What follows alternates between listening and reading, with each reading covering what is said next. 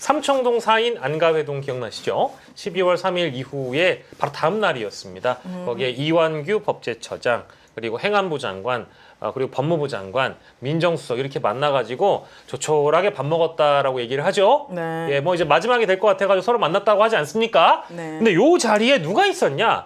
4명만 있었던 게 아니었어요. CCTV로 확인이 됐다라고 하는데 대통령실 한땡 법률비서관이 거기 갔답니다.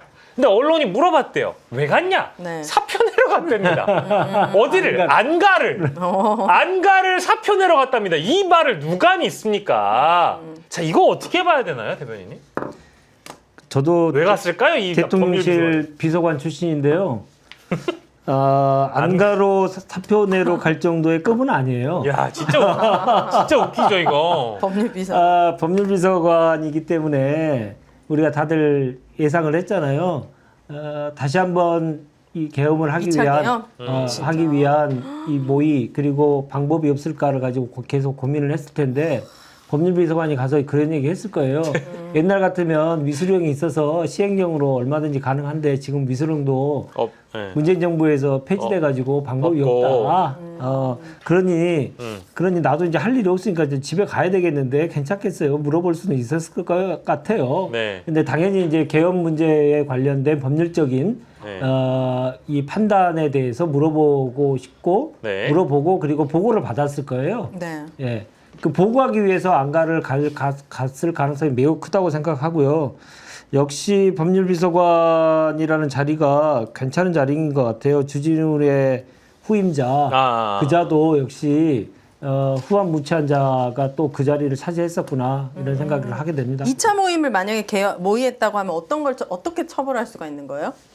계엄 그러니까 내란법상의 계엄을 그러니까 내란을 다시 선동하고 모의하는 네. 모의도 그 죄가 되거든요. 그렇죠. 이것도 모의? 내란 예, 모의. 예, 예. 그렇죠. 내란 모의도 처벌할 수 있기 때문에 네. 그 처벌의 대상에 이 법률비서관도 포함되지 않을까 싶습니다. 예. 김민하 평론가께서는 어떻게 보십니까? 안가에 사의 표명하러 갔다고 하는데.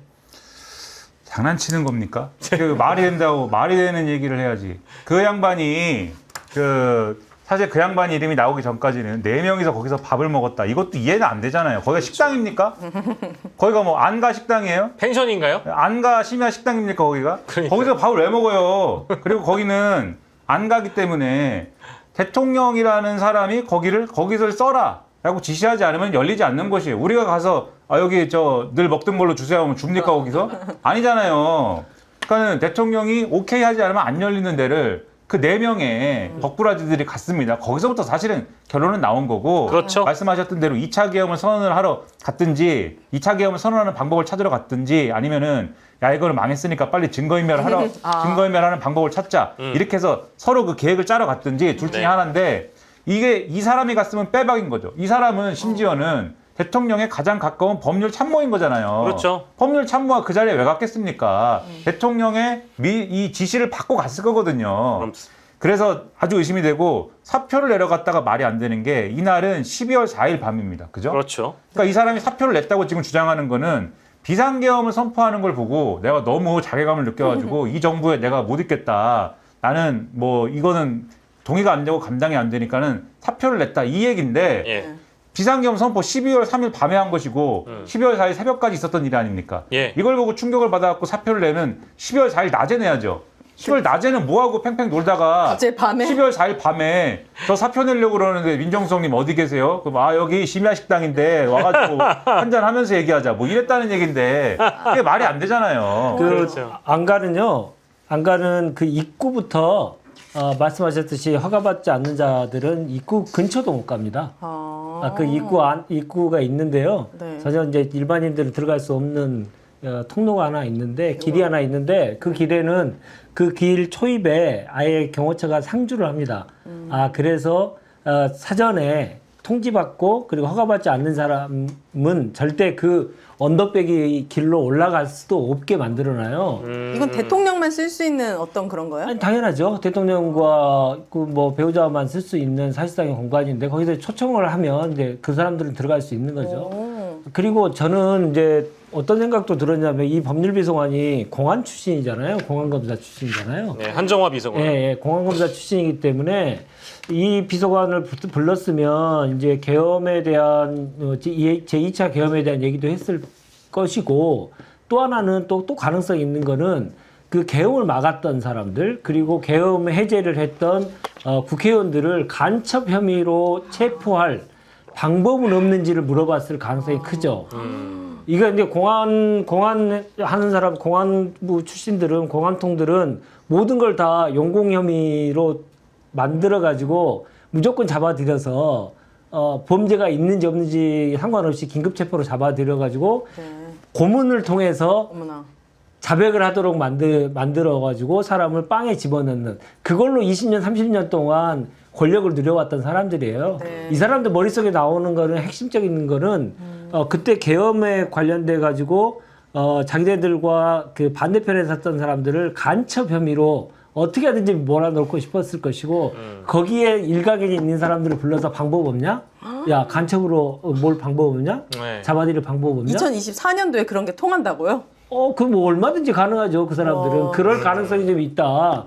이 사람이 공안에서 계속 잔뼈가 굵은 사람이기 때문에 그런 상상도 해봤습니다. 네. 이게 뭐 아마도 계엄 실패하고 나서 이튿날 있었던 안가회동이기 때문에 지금 세 분 다 말씀 주신 것처럼 뭐 증거인멸도 하고 사건을 어떻게 은폐할 것인지에 대한 전략을 법률비서관에게 정리해오라고 아마 그러니까 이 네 사람은 사실상 뭐 법제처장도 있긴 합니다만은 앞으로 어떤 전략으로 움직여야 될 건지에 대한 그 대책을 좀 법률비서관이 좀 정리를 해와라라고 해서 시키지 않았을까라는 생각도 들고 네. 대치기를 하기 위해서 정말 모였을 거예요. 그런 것도 있을 것 같고요. 12월 4일 날, 3일 날 불발됐기 때문에 24시간 되기 전에 다시 한번 이 야밤에 대치기할 방법이 있는지를 같이 수기했을 가능성이 매우 윤석열이 크고 가만히 안 있었겠죠. 예, 이게 그 모인 사람들이 보세요. 법제처장하고 법률비서관 그리고 민정수석이 모였다는 이유는 바로 그런 것 때문이다. 저는 그렇게 저는 그것도 생각합니다. 있었을 것 같아요. 그러니까 12월 4일에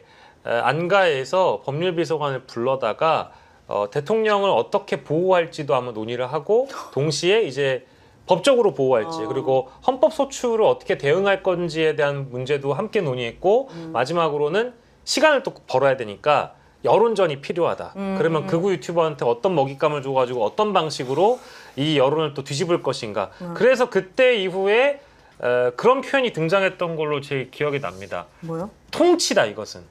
아, 대통령의 통치의 일환이다. 적법했다.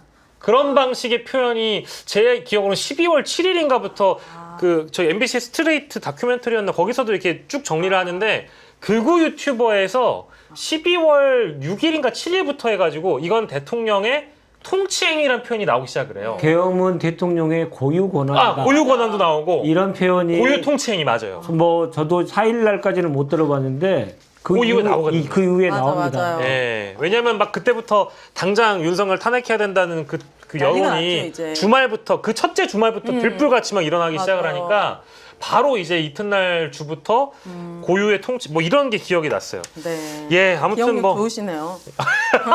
그때 하나하나가 다 네. 그 역사에 기록될 수 있는 거기 때문에 네. 기억이 안 날 수가 없죠. 왜냐하면 다시 한번 이런 일이 있을 거라고는 아무도 생각이 못했기 때문에 하나하나가 다 기억나는 거고요. 네. 그럼 저는 그 얘기가 딱 나오는 순간 너무 고맙더라고요. 대통령의 고유 권한이다. 해제하는 건 국회의 고유 권한이야. 그쵸. 라고 하는 게 너무나 자연스럽게 나올 수 있는 거여서. 네. 근데 그들은 그것을 전혀 인정하지 않았죠. 네. 니캉 네캉 그러니까 그죠? 자, 그래서 특검과 관련된 얘기 그리고 계엄 당시 상황에 대한 얘기 나눠보고 저 아까 또 기억력이 좋다고 권한대행급에게 또 칭찬을 받으니까 네. 네. 그런 또 의미가 있었나요? 그러니까 저희가 굉장히 영광으로 생각을 해야 됩니다. 네. 기억나시는 거 없어요? 우리 김민하 평론가님은?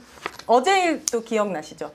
기억 안 나죠. 저는 어제 일 잘 기억이 안 나거든요. 네, 어제 진짜로 내가 어제 뭐 먹었는지도 잘 기억이 안 나는데 그러니까요. 6개월 전 거를 기억하시네. 여기 오기 전에 뭐 했지? 뭘 하다 왔는지.